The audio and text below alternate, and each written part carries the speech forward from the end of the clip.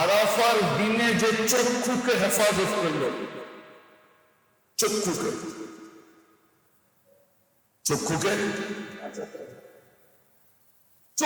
যে হেফাজত করলো একটা দিন, ওই দিন যদি আল্লাহ কাউকে মাফ নাও করেছে, এই ব্যক্তিকে মাফ করবে। আরাফার দিন আপনি আরাফায় যেতে পারেন নাই, আপনাকে কি বলছে? তুমি রোজা আছে। আরাফার রোজা আছে না? নাই? হ্যাঁ আছে না? নাই? তুমি আরাফায় যেতে পারো না। হাজি আরাফায় যে বসে আছে, তুমি যেতে পারো না, তুমি রোজা রেখে বসে থাকো, নিজেকে ভাবো যাইতে তো পারি নাই, কিন্তু যাইতে তো পারি নাই, কমসে কম রোজা রেখা তোমার সাথে বসে আছে। সামনে 1 বছরের গুনাহ মাফ, পিছনে 1 বছরের গুনাহ মাফ।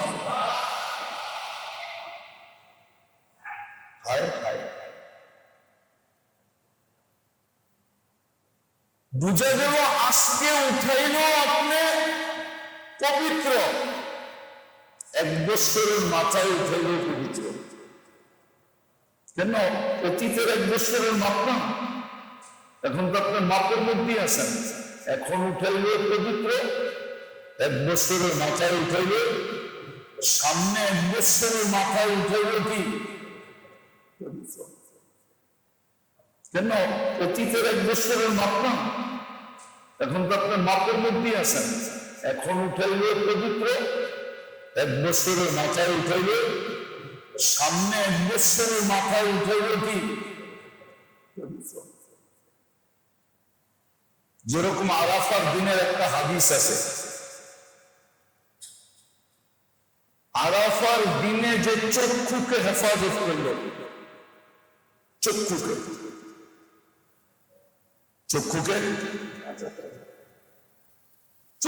যে হেফাজত করলো একটা দিন, ওই দিন যদি আল্লাহ কাউকে মাফ নাও করেছে, এই ব্যক্তিকে মাফ করবে। যদি না করে, আর ও যদি মাফ নাও চায়, তারপর মাফ করবে।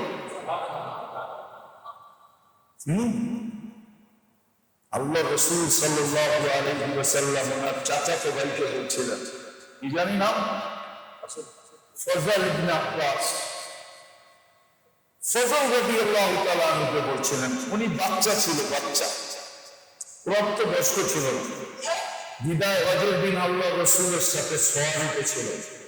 বাচ্চা তো বাচ্চাই হয়, ঠিক না? মহিলারা যাইতেছিল, বারবার তাকাইতেছিল, আল্লাহ রাসূল চেহারা সামনের থেকে ফিরাইয়া দিতেছিল। এক সময় আল্লাহ রাসূল বলে ফেলছে, ফজল, আজকের দিনে যে চোখকে হেফাজত করবে, আল্লাহ কাউকে মাফ না করলে এই হাজিকে করবে। মাফ না চাইলে একে মাফ করে দেবে। যেটা বড় ডিফিকাল্ট, বড় কঠিন। কেননা শয়তান যাই হাজি করে বুঝায়, সব আরাফতি ভাইবোন বলে।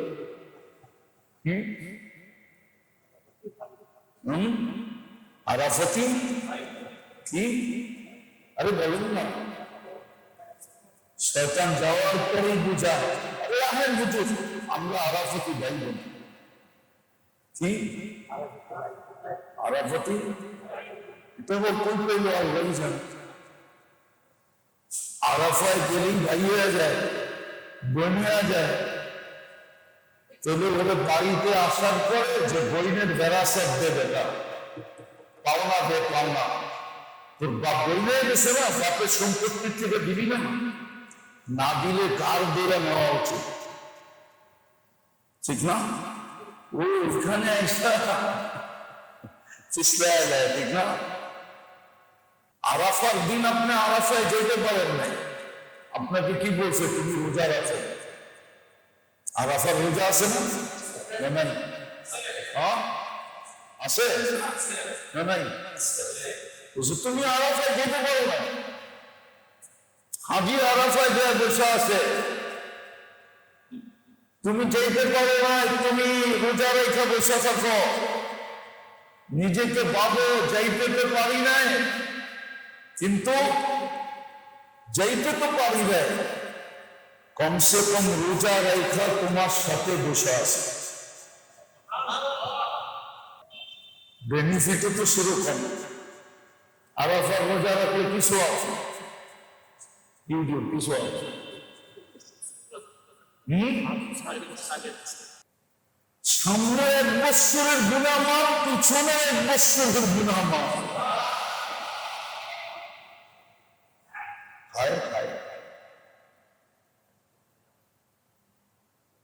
বুঝা গেল আজকে উঠাইল আপনি পবিত্র, 1 বছরের মাথায় উঠাইল পবিত্র।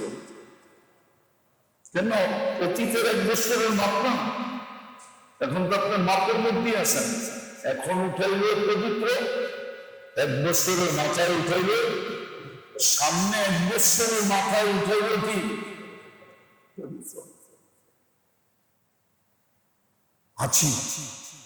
এই জন্য এটা আমাদের জন্য বড় সুযোগ, কিন্তু আজকের থেকে দলালাদেরকে বোঝাই যে এই 3 মাস স্বইচ্ছায় গুনাহ করা যাবে না। পায়ে পাড়া দিলে ঝগড়া করা, অহেতুক কাজ করা, ইবাদতের মাত্রা বাড়ায় দিতে হবে। জিলহজের চাঁদ উঠার সাথে সাথে 10 দিনের জন্য নিজেকে বিলকুল পৃথক করে ফেলতে হবে। আছে কিছু লোক দুনিয়াতে আছে, জিলহজের চাঁদ উঠার সাথে সাথে 9 দিনের রোজা 9 বৎসরের রোজার সমান হবে। জিলহজের প্রতিদিনের রোজা 1 বৎসরের রোজার সমান। প্রতি রাত্রের ইবাদত 1 লাইলাতুল কদরের ইবাদতের সমান। সমস্ত ইবাদত 1 বৎসরের ইবাদতের সমান। আপনি সুবহানাল্লাহ একবার পড়বেন, আপনি যেন 1 বৎসর টানা সুবহানাল্লাহ করলেন। আলহামদুলিল্লাহ একবার পড়লেন, আপনি যেন টানা 1 বৎসর আলহামদুলিল্লাহ করলেন। ডেলি 3 বার সূরা ইখলাস পড়লেন, আপনি যেন টানা 1 বৎসর ডেলি 1 খতম কোরআন পড়লেন। কি ছাড়া যাওয়া বুদ্ধিমানের কাজ হবে? জিলহজের চাঁদ করতে দেরি। আমার তো মনে চায় ওলামারা ফতোয়া না দিলে করে ফেলতাম। আবার হাফেজ সাহেব ফতোয়া দিয়ে দিতে পারে যে মুফতি সাহেব ইবাদত করতে শুরু করলো।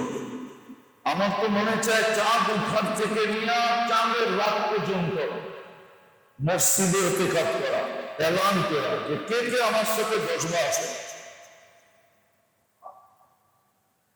কমসে কম তো কিছু লোক নিজেকে দুনিয়া থেকে পৃথক করা, ওয়ালায়ালিন আশর ওয়াল ফজরি ওয়ালায়ালিন আশর ওয়াশ-শাফি ওয়াল ওয়াতর, যে 10 রাতের আল্লাহ কসম খাইছে, জিলহজের 10 রাত।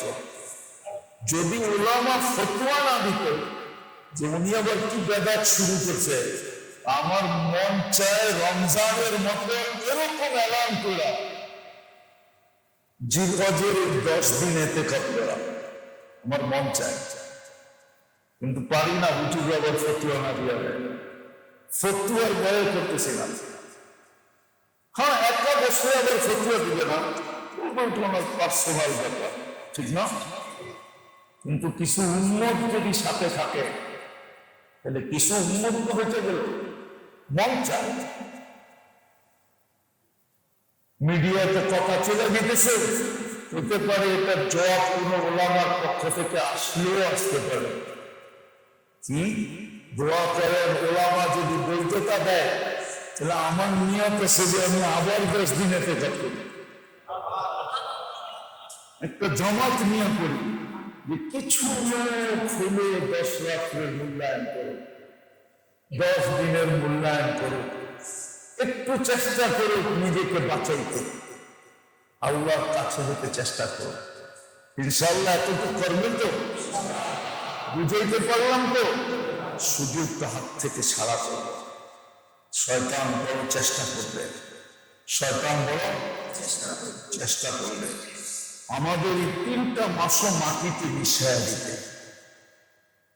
যেমন একজন এখানে আছে কিনা আমি জানি না, রমজানে যে 1 ডোব পানির বিনিময়ে জান্নাতকে নিয়ে আনেছে, এরকম নিয়াতে একজনকে হাতে পায়ে ধরা রোজা ফেলাইছে যে আমি জাহান্নাম থেকে মুক্তি যেন পাওয়া যায়, জান্নাত।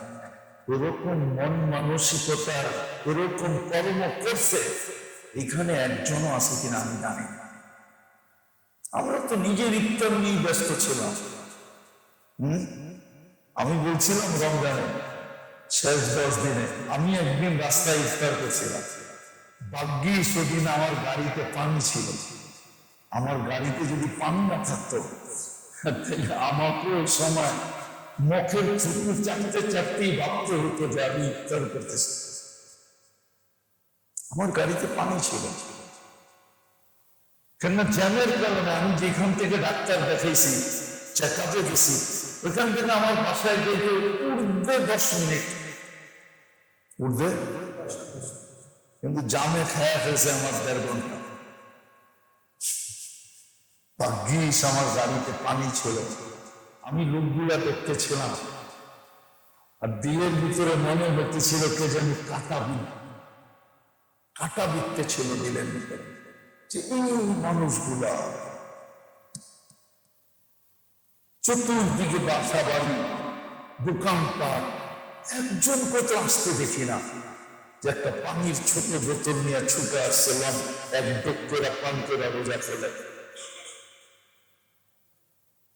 ওই দিন আমি ভাবতেছিলাম আমাদের ভিতরে দিল নাই।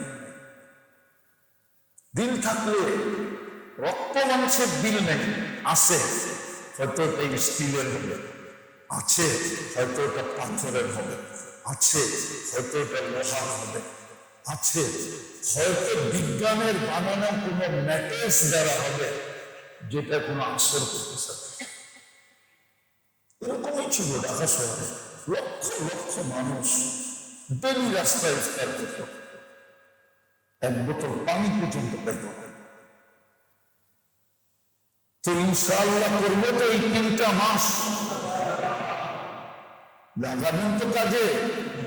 হ্যাঁ, লাগান, রং আপনার ভিতরে আসবে, আপনি রঙিন হবেন, ফেরেশতারা আপনাকে রঙ্গিলা বলবে। আপনি তো দুনিয়ায় কতজনকে রঙ্গিলা বললেন, রং লাগান, আপনি রঙিন হবেন, ফেরেশতারা আপনাকে রঙ্গিলা বলে চুমা দিবে, চুমা লাগান, ইনশাআল্লাহ রং আসবে। আল্লাহ আমাদেরকে আমল করার তৌফিক দান করে। হজে যাবে কে কে? হজে একটু দাঁড়ান, ও এত হাজি, একটু বসে আপনাদেরকে 2টা নসিহত করবে। যারা হজে যেতেছেন পারবেন? কি যারা হজে যেতেছেন পারবেন? হ্যাঁ, প্রথম নসিহত হলো আপনাদেরকে ধৈর্যের বাঁধ কখনো যেন না ভাঙে। চাই আপনার ইচ্ছার খেলাফ হোক, চাই আপনার পছন্দের বিপরীত হোক, চাই আপনার মেজাজের বিপরীত হোক, চাই আপনার স্বভাবের বিপরীত হোক, কখনো ধৈর্যের বাঁধ যেন না ভাঙে। আপনি যেন ধৈর্যের পাহাড় হয়ে যান, হিমালয় হয়ে যান। কেননা এটার একটা প্রমাণ দিতেছি। আপনি সৌদি আরবে যাওয়ার পরে যত জায়গায় দেখবেন, যত জনের সাথে আপনার দেখা হবে ভলান্টিয়ার বলেন, পুলিশ বলেন, বাসের কন্ট্রাক্টর বলেন, ড্রাইভার বলেন, সাধারণ মানুষ বলবেন, আপনি 40 দিন ফিরা আসতে আসতে আপনি 2-4 হাজার না লক্ষ বার শুনবেন, মানুষ শুধু আপনাকে বলবে হাজি সবর, হাজি হাজি। আপনি মনে করেন আপনার হজের হার্ট হলো সবর, রু হলো সবর। আপনি সবর করবেন না, আপনার হজের রু নাই, রু শেষ, হার্ট ছাড়া। সবর করেন, সবর যেন হাত থেকে না যায়। কেননা এজেন্সি ওয়ালারা যত কথাই বলুন যে সোনার প্লেটে খাওয়ানো, সোনার খাতে ঘুম করানো, মাথায় করে রয়ে যাবো, আর টাকা আইনা মাথার চেনা মায় দেব, পারবো না। কি পারবো না? পারবো না। 70% পারবো না। কেননা ওরা সিস্টেমে এটা পারতে পারাইতে দিবে না। হাজিকে পরীক্ষা করবে সবর আছে কিনা। সবর ছুটে গেল, সব শেষ, রু নাই, হাত নাই, হাত চলবে না। পারবেন সবর করতে? আমার কথাটা মনে রেখেন। যখনই দেখবেন পছন্দের বিপরীত, আপনার ইচ্ছার বিপরীত, আপনার মেজাজের বিপরীত, আপনার স্বভাবের বিপরীত, তখনই মনকে একটা টোকা দিয়ে করেন সবর। সবর করতে, সবর করতে হবে। দ্বিতীয়, হজ নিয়া যদি বাড়িতে ফিরতে চান, আর যদি বলেন ওয়াজ খালের ওইপারে নিব না, হজ জিদ্দা টার্মিনালের পরে আর লয়া যাবো না, জিদ্দায় রেখাম, নাহলে মদিনায় রেখাম, বাড়িতে নিয়ে আসবো না, এটা করতে পারবো। দ্বিতীয় হলো সময়ের মূল্যায়ন করা। আপনাকে কিন্তু হজে নিতেছে না আল্লাহ। এখানে হাজি আছে শুনছি, কিন্তু আমি ভাবি না যে এত হাজি আছে। আল্লাহ আপনাকে নিয়ে যেতেছে কেন জানেন? আপনার জীবনটাকে রিকভারি করার জন্য। রিকভারি বোঝেন? এইখানে থাকতে যেগুলো আপনার দ্বারা সম্ভব হয় না, পুরা করতে পারেন নাই, পরিপূরক হিসাবে নিয়ে যেতেছেন। আপনি ওইখানে যে যেন পুরা করতে পারেন। শুধু জীবনেরটা না, এতটুকু করবেন যে ফেরেশতা পর্যন্ত হাঁটুরা তাকায় থাকবে। ছিল 60 বছর, 60,000 বছরের ইবাদত লয়ে আছে, কেউ নেই। আল্লাহ ফেরেশতাকে বুঝাবে, দেখোস নাই ওরে বাইতুল্লাহ নিয়ে আসছিলাম, এতে 1 লাখ ছিল, ও সময়ের মূল্যায়ন করছে এত কি হয়ে গেছে 60 বছরটা 60,000 বছর।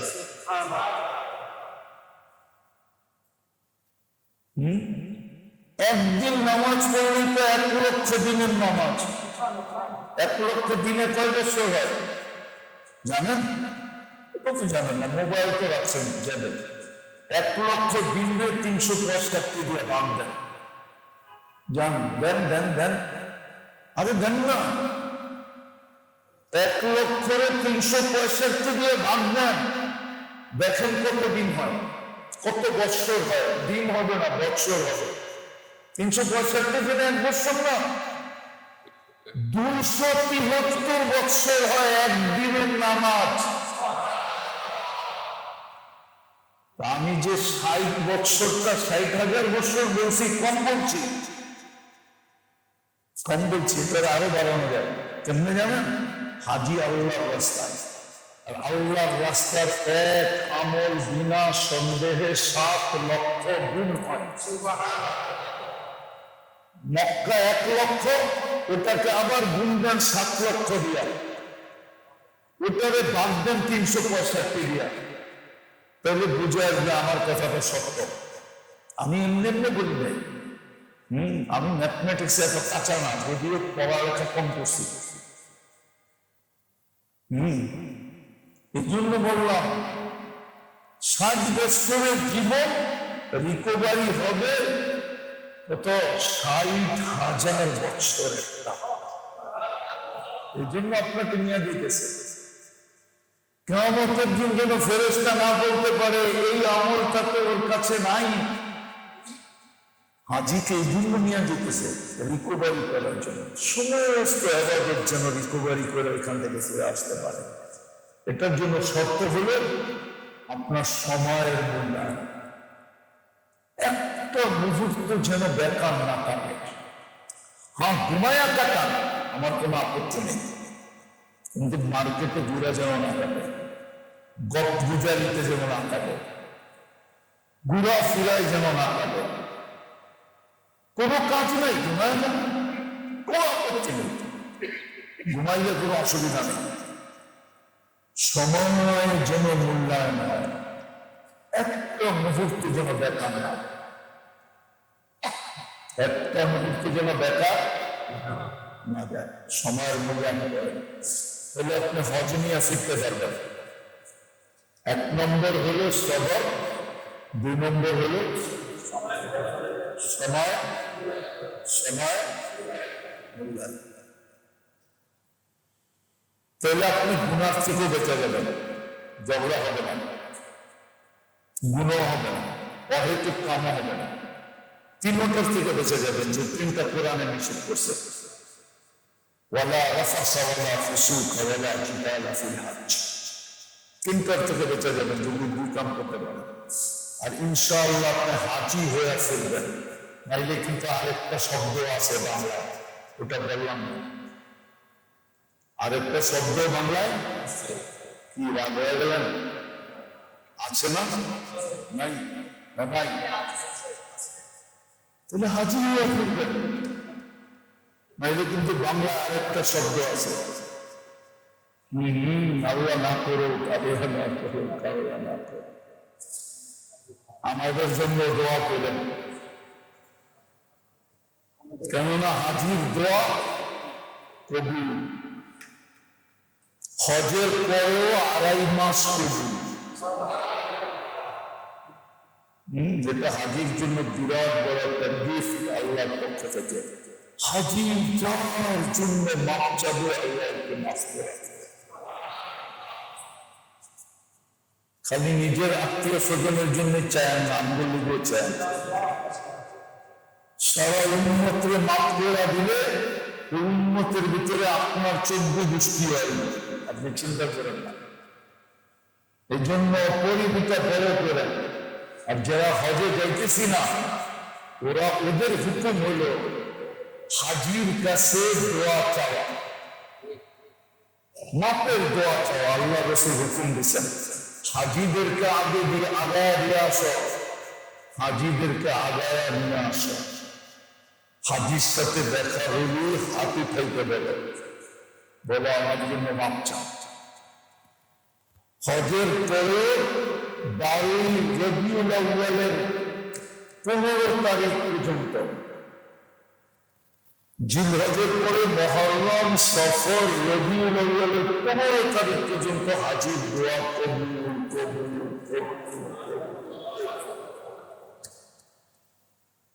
ইনশাআল্লাহ করবেন তো?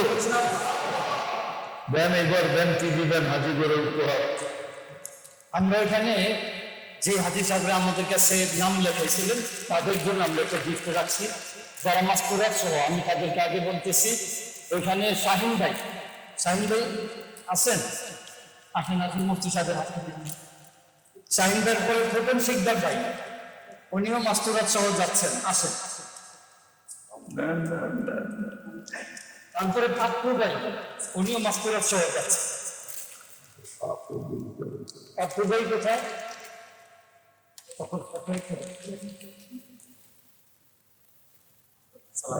আরেকজন পাপ্পু ভাই আসি নাই? আচ্ছা, পাপ্পু ভাই তো এখানে রইল। রিয়াজুল ভাই, এখানে একটা এরামের কাপড় আছে এবং সাথে সাথে একটা বই আছে, হজের বই। আর একটা আব্দুল মতিন ভাই, প্রথম ভাই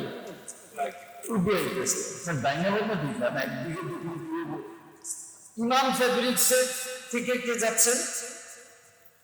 হ্যাঁ, আবুল কালাম ওই এই জাতীয়। মাশাআল্লাহ।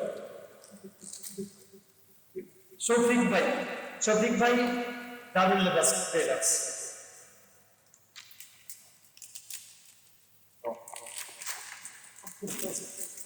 আব্দুল্লাহ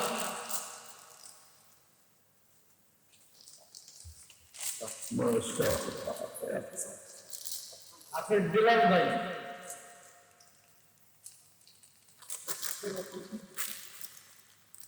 আর যারা এখানে আজই আছি নাম লেখাই নাই, আপনাদের জন্য থাকবে। আপনারা যদি আমাদের সাথে দেখা করেন ইনশাআল্লাহ আমরা আপনাদের এই খেদমতটা করার জন্য আমরা প্রস্তুত আছি। আব্দুল্লাহ ভাই আসলে আচ্ছা ঠিক আছে। আচ্ছা, যারা পান নাই নাম লেখাইলে একটু ভালো হয়। হ্যাঁ, হাফেজ সাহেবের কাছে নাম লেখা গেলে ইনশাআল্লাহ আমরা এই খেদমতটুকু করবো। আমাদেরকে এই খেদমতটুকু করার জন্য আপনারা আমাদেরকে সুযোগ দেন। আমরা চাইতেছি পায় নাই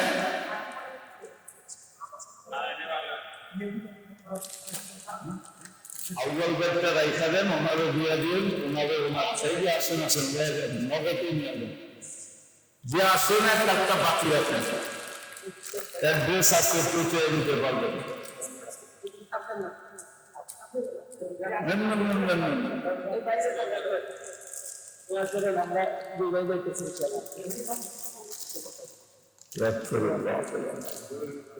বস হয়ে গেছে, যাদেরটা রয়ে গেছে আপনি কাগজ রাখছেন না, ওটা দিয়ে দিন ব্যাস। আমিও দোয়ার জন্য বলতেছি আমাদের ইসলামী ওয়াকিল কমিটি এবং বিশেষ করে আমাদের সমস্ত ইসলামপুরের ব্যবসায়ী ভাইদের জন্য বিশেষ করে দোয়া করা। আল্লাহ তাআলা যেন সবাই ব্যবসা বাণিজ্যের মধ্যে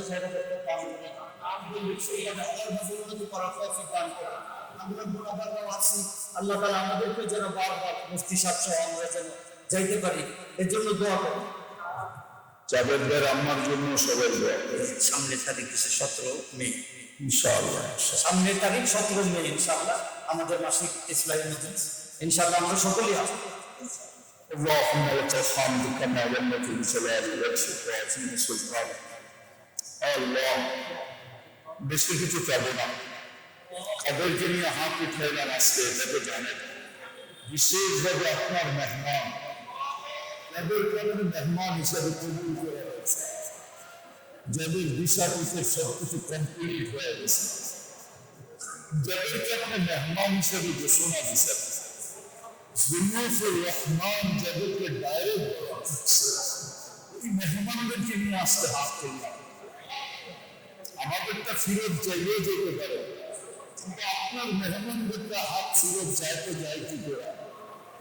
দ্বিতীয়ত একটা কথা আছে, ধানের সাথে যদি চিটা জুড়া গেলে তো ধানের দামি বলে বিক্রি হয়, সোনার সাথে যদি খাল জুড়া গেলে তাহলে সোনার দামি বলে বিক্রি হয়। আপনার মেহমানদের সাথে আজকে আমরা জুড়ে গেছি, আমাদের বিশ্বাস একটা আমাদের কাছে খালি রাখতে ফেরত দিবেন না। আমাদের এই আয়োজনটাকে কবুল করেন, আয়োজনটাকে কবুল করেন, আমাদের এই মজলিসটাকে কবুল করেন, এটাকে কবুলিয়ত নসিব করেন, পরিপূর্ণ কবুলিয়ত নসিব করেন, পরিপূর্ণ কবুলিয়ত নসিব করেন। যতদিন হতে থাকবে ততদিন এটাকে কবুলিয়ত নসিব করেন।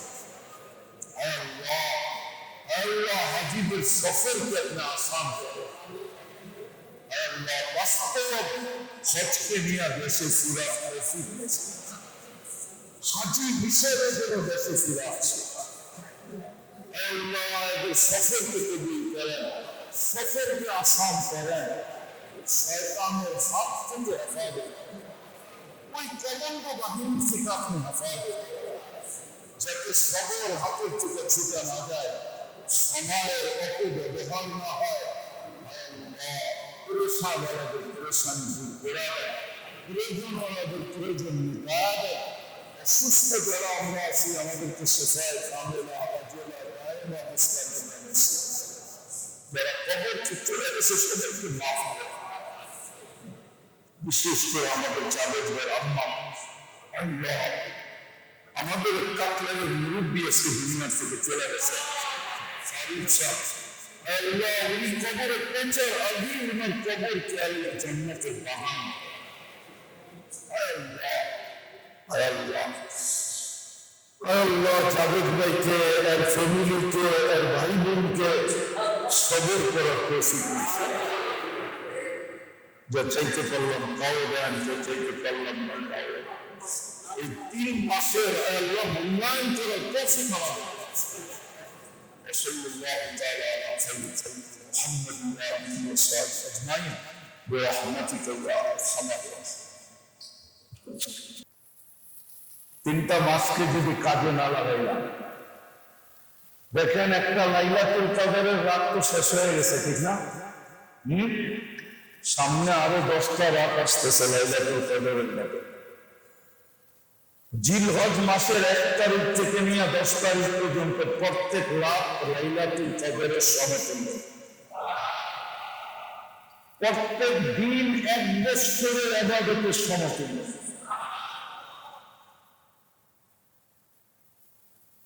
এই জন্যই আমার কথা শুরুটা এখান থেকে করলাম যে দুনিয়ায় সুযোগ আসার পরে হাতছাড়া হয়ে গেলে মানুষের কতটুকু ব্যথিত হয়, কিন্তু আজকে যেই সুযোগ আল্লাহ আমাদের জন্য আখিরাতের হিসাবে নিয়ে আসেন, এটা যদি হাতছাড়া হয়ে গেল তো আমি কোটি গুণ না অগণিত গুণ ব্যথিত হই। এই ব্যথার কোনো সীমা রাখা থাকবে না।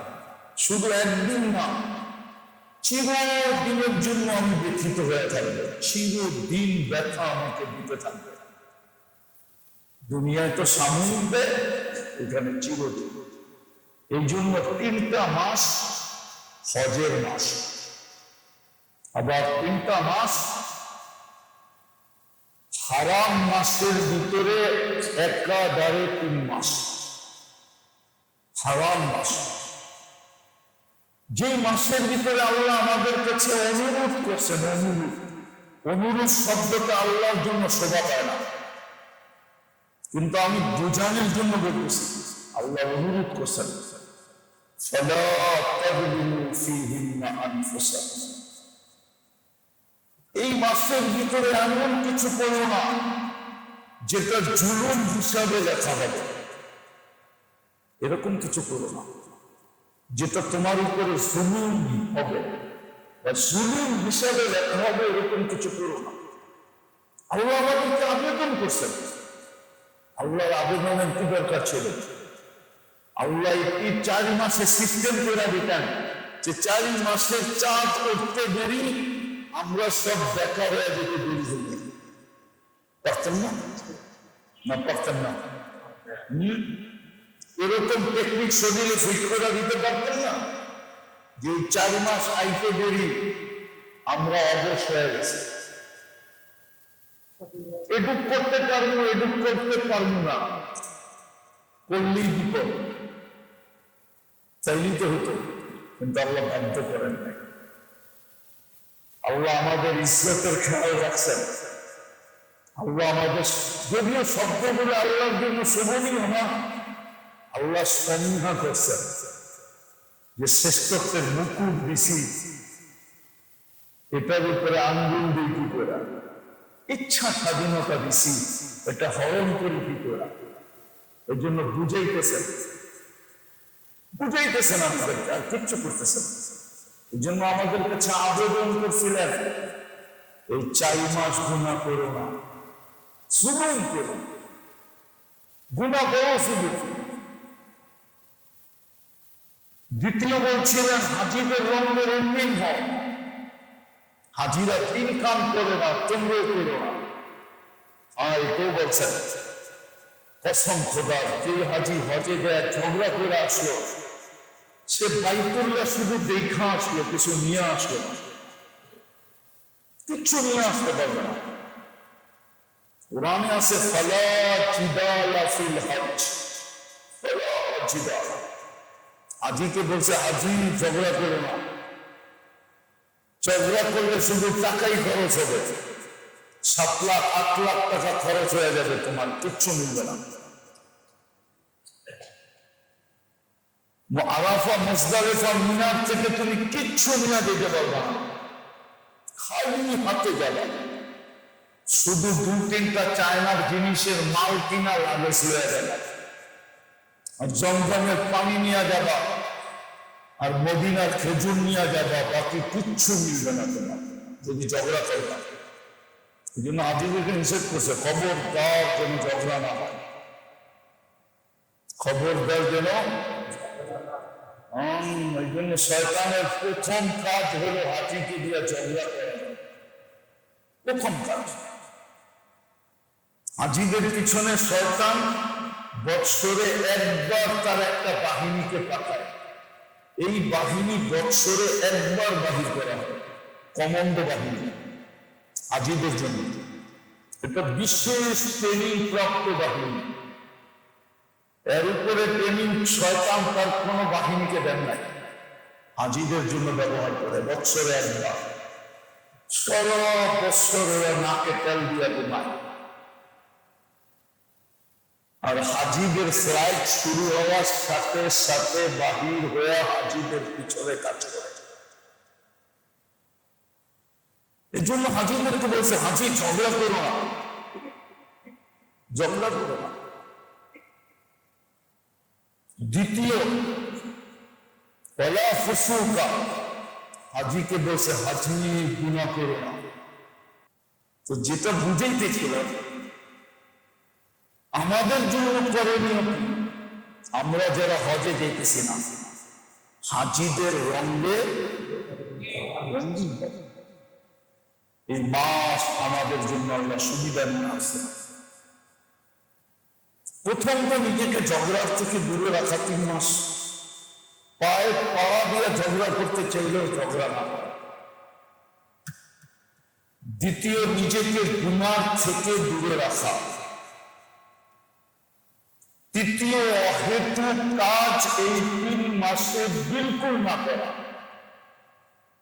চতুর্থ, ইবাদত বন্দেগীর মাত্রা বাড়ায়, ইবাদত বন্দেগীর মাত্রা বাড়ায়। বা নফল আপনি পড়েন না, কমসে কম 3 মাসে ডেইলি 2 রাকাত হলে পড়েন, 2 রাকাত। আপনি বলবেন যেগুলো একান্ত প্রয়োজন ওগুলোই তো পুরা করার সময় নাই, আমিও মানলাম সময় নাই। এগুলো যখন পুরা করেন তাহলে এর সাথে 2 রাকাত হলে বাড়ায়,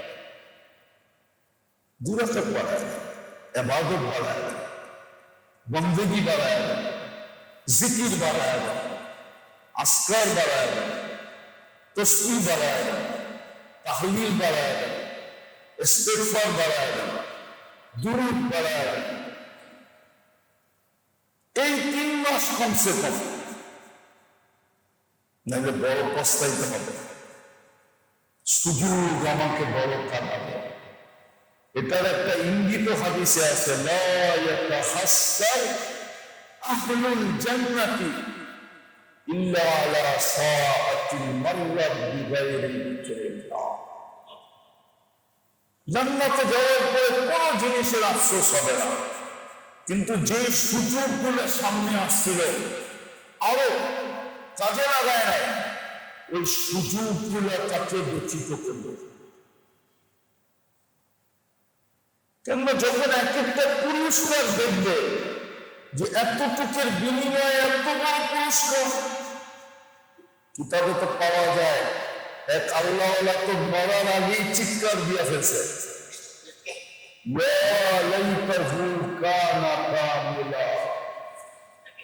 কিতাবে আছে এক আল্লাহওয়ালা চিৎকার দিয়ে ফেলছে, হায় যদি পুরো হতো। মরার পরে স্বপ্নে দেখার পরে জিজ্ঞাসা করছিলেন যে মৃত্যুর সময় এত বড় চিৎকার দিলেন কেন? তো বলছে অর্ধেক রুটি দিছিলাম ভিক্ষুককে। এটা সব যখন দেখাইছেন তার চিৎকার ধরে রাখতে পারি না, এই জন্য ইচ্ছা ছাড়া চিৎকার বাহির হয়ে গেছে। পুরা রুটি দিলে কতগুলো দিবে? অর্ধেক রুটিতে একটু দিলে পুরা রুটিতে কতগুলো? পুরান জামায় এতগুলো, নতুনটা দিলে কতগুলা, অন্ধ ভিক্ষুককে একটু হাত ধরে আগে বাড়ায় দিছি, তাতেই সব বাড়িতে দিয়ে কিন্তু আসেন মেরে দোস্ত, সামনের 3টা মাস নিজেকে কখনো সদিচ্ছায় জুলুমের উপরে নামিয়ে না। আর 3টা করাই মানে জুলুম থেকে বাঁচা। হাজির সাথে রঙিন হওয়া, হাজির সাথে কি হওয়া? রঙিন হওয়া। হাজির সাথে রঙিন হওয়া, হাজির রঙে রঙিন হওয়া। এই জন্য যাদেরকে নিয়ে গেছেন, কিন্তু যাদেরকে নিয়ে যান নাই ওদেরকে বেনিফিট দেওয়ার জন্য বলছেন তুমি এদের সাথে রঙিন হও, তুমি এদের সাথে রঙিন হও। দেখেন না, একটা কথা উদাহরণ দিলে বুঝবেন কিনা জানি না, দিবেন? মনে আপনাদের মধ্যে থেকে কাউকে প্রধানমন্ত্রী ফোন করলো যে আমি তোমার বাড়িতে আসতেছি, তাহলে আপনার খুশিটা কেমন হবে? কেমন কেমন হবে বলেন না? অনেক বলতে কি ছোট করে বলেন কেন? অনেক কেমন হতে পারে? আপনি হাত ফেলে করতে পারেন যে এটা আমার বাড়িতে আসবে, তাও প্রধানমন্ত্রী। আপনি প্রথমে তো 99.99 অবিশ্বাসই করবেন যে এটা কি করে পসিবল, আমার বাড়িতে আসবে। হয়তো ফোনটা রং নাম্বারে চলে আসছে, ঠিক না? আর যদি আইসই করলো কেমন হবে আপনার খুশি? হায় হায়, আমি এটা বুঝানোর জন্য, এটার চেয়ে কোটি কোটি কোটি কোটি গুণ বড় কথা। আল্লাহ রসুল বলতেছে আমি তোমাদের সাথে কিয়ামতের দিন উঠতে চাই। সাধারণ মুসলমানদেরকে রসুল বলছে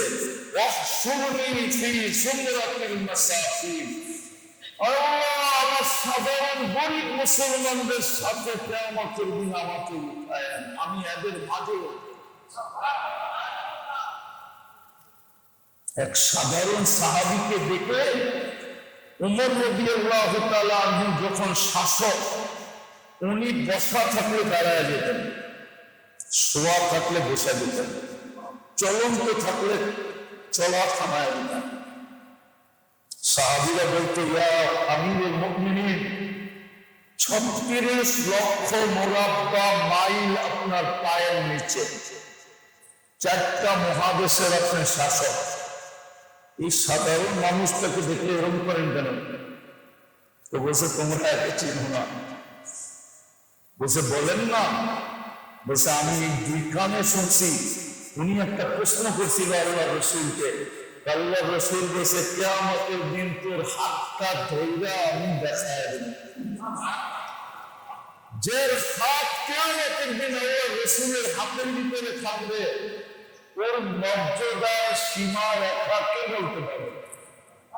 এই জন্য আমি ওকে দেখলে এরকম করি। ওটা তো গ্রান্টে দিছে কিয়ামতের দিন আমি তোকে আমার হাতের ভিতরে তোর হাত নিয়া তোকে দেখায় দিই। ও তো গ্যারান্টি পেয়ে গেছে, আমি ওনার কি গ্যারান্টি দিছি? সত্য। 3টা মাস আমাদের জন্য বড় সুযোগ। যদি সৎ ব্যবহার না হলো, আজিদের রঙে যদি আমি রঙিন না হলাম, জীবিত অবস্থায় চামড়াটা যদি খসানো হয়, এর চেয়ে পৃথিবীর বেশি কষ্ট হয় মৃত্যুর সময়।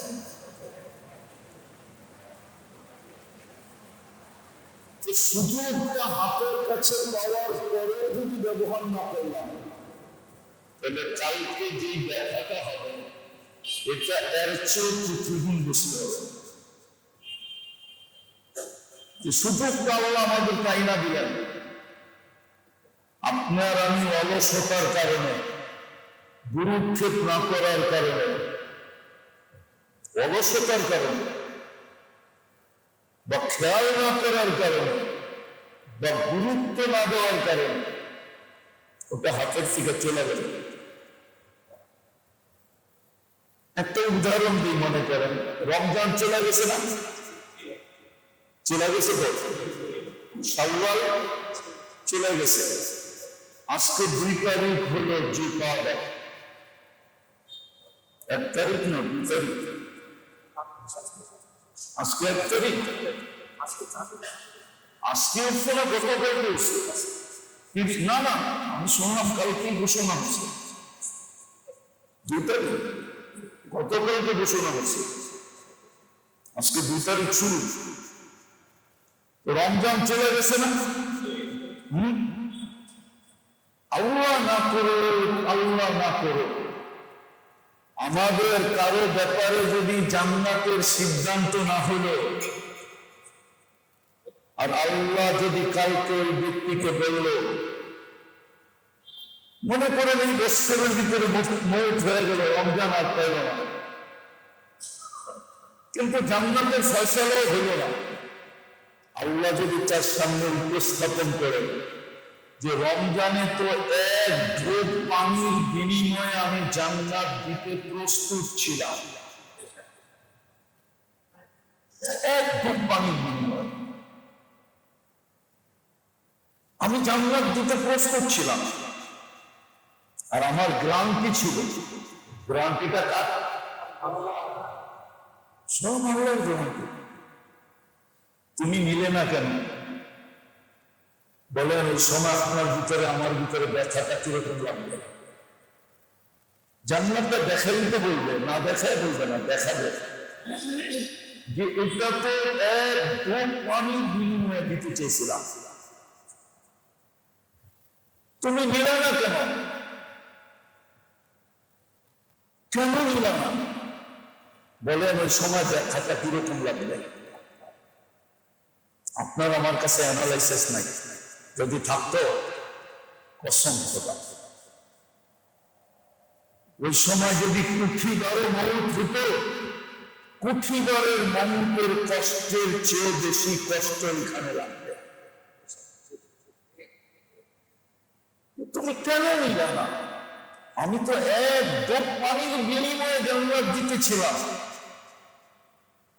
হাদিস তো এটাই বলে, মান ফাত্তারা সাইমান ফালাহু ইতকু রাকাবাতিন, যে 1 ঢোক পানি দিয়ে কোনো রোজাদারকে রোজা ফেলাইলে তার বিনিময়ে আমরা তাকে জাহান্নাম থেকে মুক্তি দিব দিব দিব দিব। জান্নাত থেকে মুক্তি তো আপনার ঠিকানা কোথায় হবে? জান্নাত। কি বুঝাইতে কি পারলাম? ব্যথাটা কিরকম?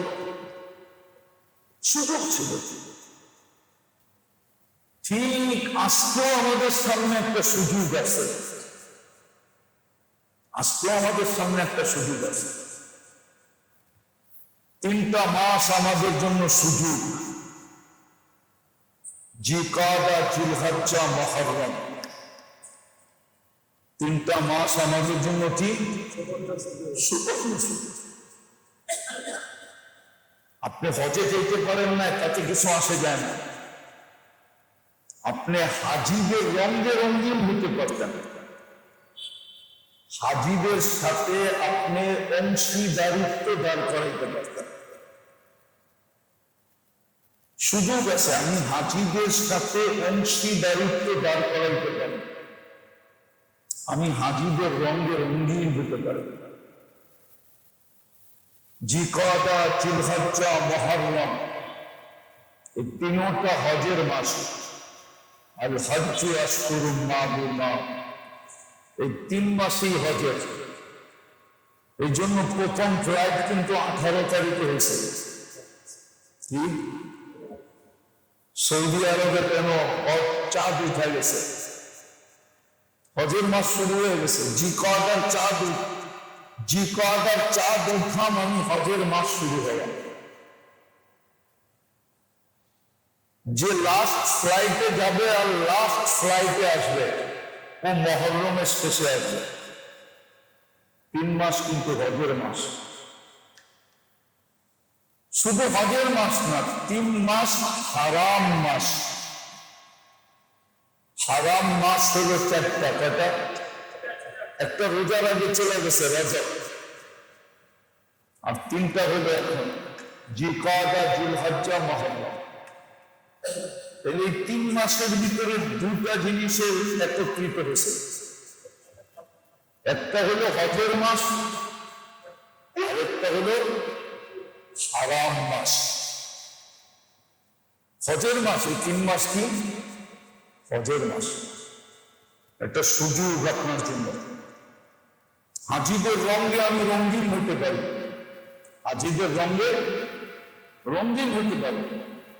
আর হাজিদের রঙে যখন রঙিন হব, তো হাজিদের সাথে আমার অংশীদারিত্ব হবে। অংশীদারিত্ব বুঝুন কি? পার্টনারশিপ হবে, ঠিক না? ওরা সওয়াব পাবে, ওদের কিছু অংশ আমিও পাবো।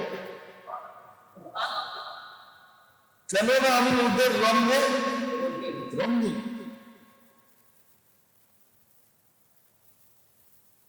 ওদের রঙে আমি রঙিন। যদি আমি হাজিদের রঙে রঙিন হতে পারি, তো বলে হাজিদের রঙে রঙিন হবে কি করে? হাজিদেরকে আল্লাহ 3টা জিনিস নিষেধ করেছেন। রফাস, ফুসুক, জিদাল। এরকম তো মনে হয় ওয়ালা রফাসা ওয়ালা ফুসুকা ওয়ালা জিদালা ফিল হজ। হাজিদের রং হলো 3টা। কয়টা? কি? ওটা হাজি হজে যায় ঝগড়া করবে না। আমাদেরকে বুঝেছে এই 3 মাস তোমরা ঝগড়ার কাছে যায় না। ঝগড়া কাছে যায় না, ঝগড়ার কাছে যায় না। কেউ পায়ের তারা দিয়ে করতে চাইলেও করবা। কেউ যদি পায়ের তারা দিয়ে করতে চায় তারপরে করো না, নাইলে বড় পস্তাবে তুমি। একটু আগে আমি দেখাইলাম, 1 পানির বিনিময়ে জান্নাত। রমজান কিন্তু চলে গেছে, যারা জান্নাত নিতে পারে নাই, খোদা আমার কষ্ট যদি রমজানের আগে মৃত্যু হয়ে গেল, আগামী রমজানের আগে, আল্লাহ না করুক না করুক, যদি জান্নাতের সিদ্ধান্ত না হলো, আর আল্লাহ যদি দেখায় বলে 1 পানির বিনিময়ে এটা ছিল, নিলি না কেন? বল কেন নিলি না? আমার তো মনে হয় একসাথে যদি দিলে পৃথিবীর বারে যা দেখা না হবে, এর চেয়ে পৃথিবীর এই দিলের ভিতরে দেখা হবে। সে দেখা পাবে সত্য এত সস্তা, তারপরে নিলেন না। আর 30 দিন নিতে হবে, এটাও কোনো জরুরি ছিল না। 30 দিন নিতে হবে, এটা কোনো জরুরি। 30 দিনের ভিতরে যদি এক রোজাদারকে একদিন পায়ে ধরা পানি দিয়ে ইফতার করা দিতেন, তাহলে 30 দিন আপনি মিষ্টি বিতরণ করতে পারতেন যে আমার কাম হয়ে গেছে, আমার দুটি লাভ। একদিন করলেই তো হতো, 30 দিনও তো করতে হতো না। এত বড় সুযোগ দিলাম, দরকার না কেন? বলেন কি জবাব দেবেন? এরকমই কিন্তু 3টা মাস সুযোগ ভালো মতো বোঝেন, কাজে দিবেন।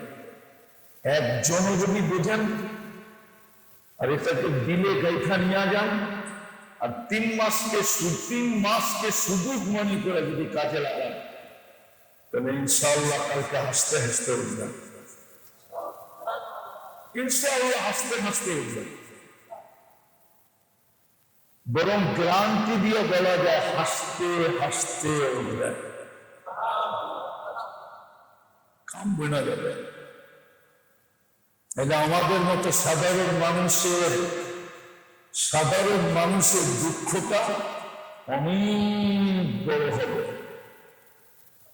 ভিআইপিদের দুঃখ কম হলেও হতে পারে, কিন্তু আমরা তো দুনিয়াতে ভিআইপি ছিলাম, কিন্তু আপনি কোন ভিআইপি ছিলেন? রাগ হয়ে গেলেন? আমরা কোন ভিআইপি ছিলাম? আমরা তো ভিআইপি না, আমরা তো ভিআইপি না। আমাদের ব্যথাটা তো অনেক অনেক বড় হবে, কসমের ফোটের বড় হবে।